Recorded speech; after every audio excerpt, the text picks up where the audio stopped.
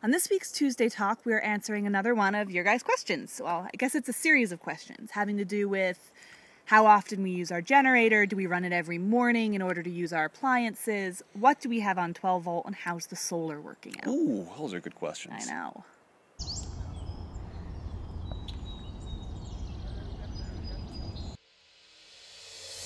Let's start with the solar, because up until this week, or this couple of weeks that we've been in Bend, that has been our only source of power, besides when we actually go to a full hookup campground. That's right.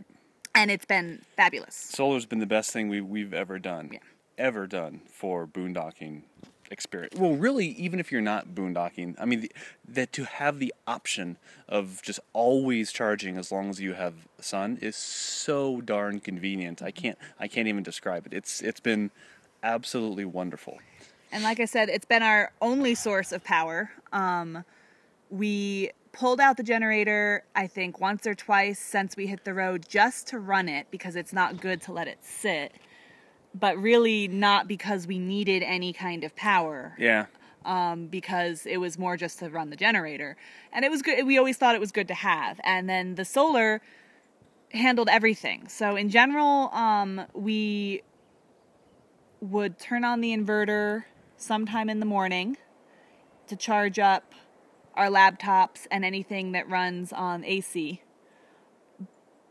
And have it on probably most of the day, depending on how much solar we were bringing in. If you get a full day of sun, you could have the inverter on pretty much all day long. And then at night, and if we didn't have the inverter on, we were just running off of DC and our batteries.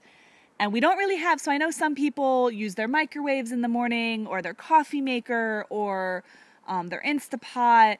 We don't have any electronic appliances at the moment. No, I guess we don't. Or we have the microwave, but we haven't used it once since we left. Unless we were plugged in. Unless we were plugged in. So we've never run the generator in order to run an appliance. That's true. Only really have the generator in case to top up our batteries in case the solar is not providing enough power. Otherwise, we're running almost everything. We just use DC or propane, and then we only have the inverter really for charging things. Is that, yeah. Now that changed a bit this week, or this last couple weeks. Well, yeah, we're in the Northwest. So in the Southwest, not only do you have a lot of sun, but there are no trees to block the sun. So now we're in the Northwest. We got here a little more than a week ago, and it was overcast for the first week. You'll still get some solar, believe it or not, with a bunch of clouds, even complete cloud cover. And rain. You'll still get some solar. You obviously won't get anywhere near the max, but you will get some. But now we've had a couple days of just brilliant sunshine, but we're only getting a few hours a day of solar charging activity because of all these trees around us. So this stop in where we are now, we are having to run the generator generally every other day or so just to keep things charged. So we'll run it for an hour and a half, and then cut it off, and we're good to go. Yeah. I tend to change my computer activities when I don't have a full day of solar, so I use my Chromebook a lot more than my MacBook and my big external monitor, because the Chromebook takes such little power and the battery lasts forever. I can't do any video editing on that machine, so I just kind of wait until I kind of devote a time. For example, on Sunday, I turn the the generator on for an hour and a half. I did as much video editing as I could, then turned the generator off and stopped video editing. So it's just one of those things where you just develop a process when you don't have 100% solar activity coming in, and you just kind of make it work. But this is really the first time where we've actually had to use our generator routinely every couple of days to maintain charge in the Airstream. And part of that's because of our battery bank. If we had a much bigger battery bank, then we would have had more coming in. And we probably still would have to use the generator, but we would be able to go more days without having to worry about charging the batteries. Sure. Yeah. We're also, when we say charging our batteries, we have never let our batteries drop below like 68%.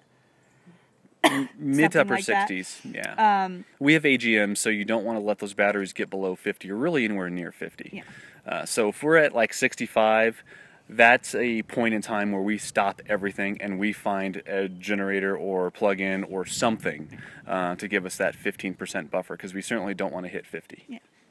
Though we wouldn't change what we have. We're very happy in most circumstances. Like we said, this is the first time in all of our travels that we've had to worry about battery power, and all it requires is that we run the generator for an hour and a half every 2 days. And so it is really not a big deal at all. It's not a problem at So all. we wouldn't, at least I don't think we would change our setup, our solar setup, or anything like that because of that. Might upgrade in the future to a lithium system, but there's no way we're paying for lithium at this point. No. Our 440 amp hour AGM battery set is good enough for us. Yep. 220 usable.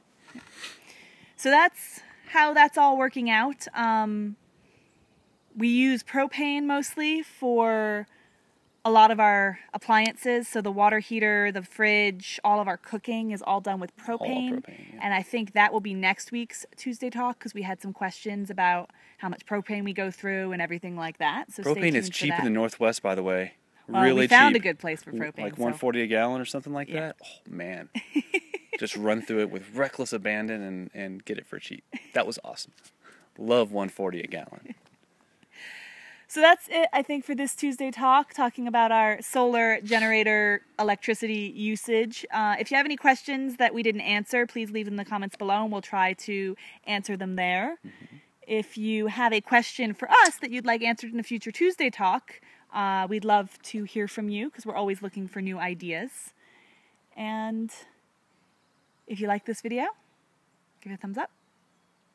Even if you didn't, mash the like button. Subscribe if you haven't already, and we will see you next week. Even if you are oh wait, they can't subscribe twice. No. Oh man. That would be nice, but no. Okay, guys. Bye. Bye.